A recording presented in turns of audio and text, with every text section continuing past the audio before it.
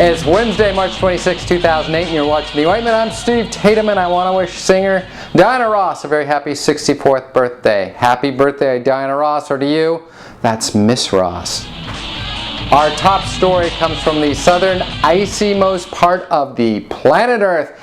A giant ice shelf is being threatened in Antarctica. This huge shelf is about to break off and float away into the ocean. A spokesperson for Vice President Dick Cheney said, "Great, more ice for cocktails." Wednesdays here on the show, I have a special guest in the studio. Today's guest a little more special than usual because today's guest is Senator Hillary Clitton, of course, a candidate for the presidency of the United States. Senator Clinton, thank you so much for taking time out of your busy campaign schedule to swing by the studio today. So how's the campaign going?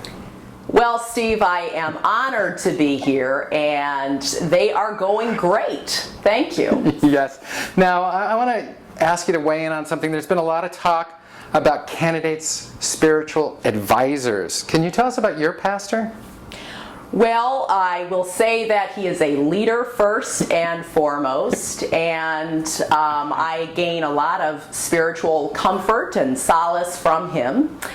I know that you're specifically asking this because of the issue that has come up with Barack's pastor, and I just want to say on the record that if Barack was in church and he fell asleep and didn't hear what this man was saying for 20 years, I am not going to hold that against him.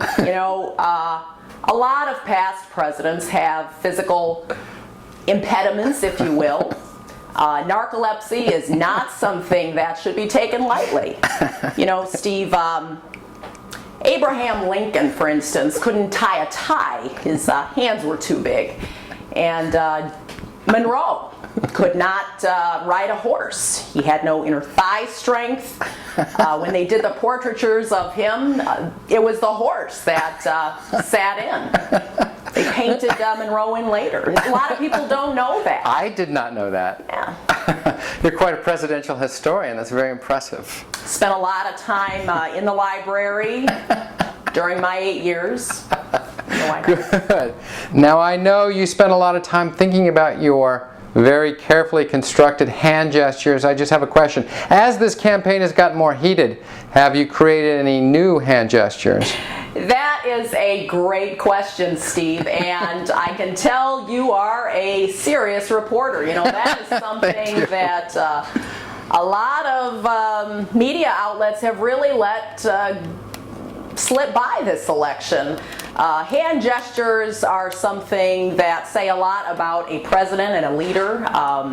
If we look at Barack's, for instance, I know you asked me about mine, but I just want to make this point that, I am running against Barack Obama, who has one hand gesture, and it's a limited repertoire. It's this sort of thing that he does, and to me, this looks like he's about ready to take a sip of tea.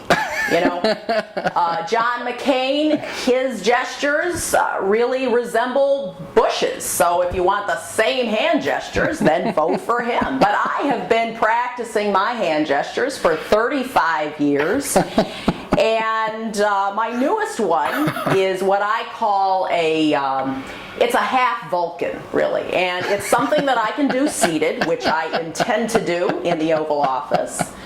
And it starts like this. You may have seen me do it already during the debates when I have to listen to Obama.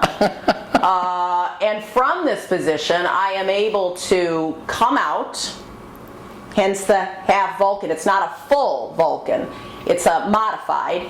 And I think this speaks to the young people. And it also points to the fact that politics is a little alien. And from here, I am able to do this swirling motion that represents a toilet and how the country will go if you vote Republican. That's brilliant. Senator, thank you so much for coming in and visiting with us today. We appreciate very much. We know you're a very busy woman, and this means a lot to us. So thank you very much, and best of luck to you. Thank you very much, Steve. And Senator Clinton has agreed to sit down with us and do a multi-part interview, so you will see more of this interview on a later date. And finally, in international news, this news from the nation of France. The First Lady of France used to be a supermodel, and now a photograph of her totally naked is being auctioned off in New York City. Now, this is one tradition I'm glad that we didn't pick up from the French, particularly if Senator Clinton should be elected president. That's the ointment for another day. Thanks for tuning in. I'm Steve Tatham, and that's news. Catch you tomorrow, everybody.